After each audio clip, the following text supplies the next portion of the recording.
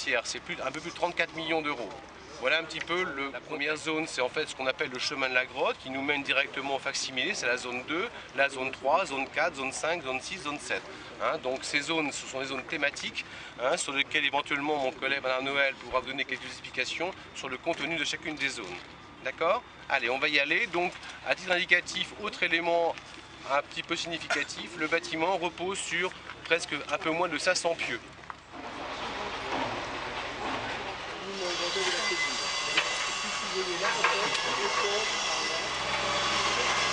Là, il faut que j'aille à ça là parce qu'il ça quelque chose qui avait été considéré extraordinaire par la richesse des gravures de ce qu'on y trouve. Donc il n'y a plus beaucoup de fresques puisque la partie haute a été corrodée ou desquamée par le flux d'air. Et il faut savoir qu'avant l'ouverture au public, cette zone était beaucoup plus basse. Elle a été excavée.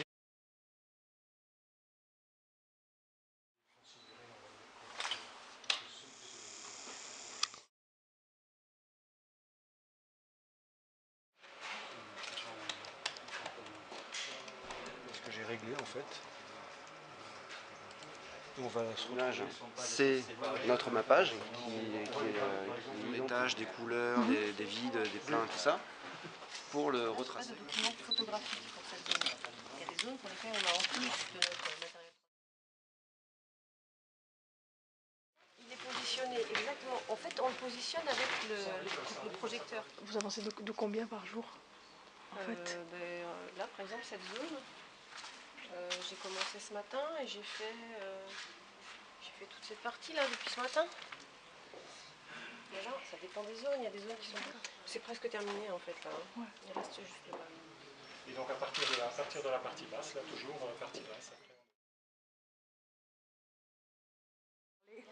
La Scocat, c'est un projet particulièrement emblématique de par ce qu'il porte en matière culturelle et de manière historique. La Fondation cherche à trouver des projets particulièrement emblématiques pour être utiles, pour développer une utilité sociale et essayer justement de favoriser ce qu'on appelle l'inclusion sociale, ce qui sont ces politiques qui permettent à chacun de trouver sa place dans la société. On a considéré qu'avec l'ASCO, on pouvait travailler sur la question de l'intégration et l'accessibilité des personnes handicapées à un grand projet culturel, local et territorial. Et donc la Fondation EDF a choisi ce projet au motif que nous fléchons notre soutien de 500 000 € sur les questions d'accessibilité aux personnes handicapées. En Dordogne, c'est ce projet à l'ASCO pour les personnes handicapées qui nous a paru particulièrement intéressant.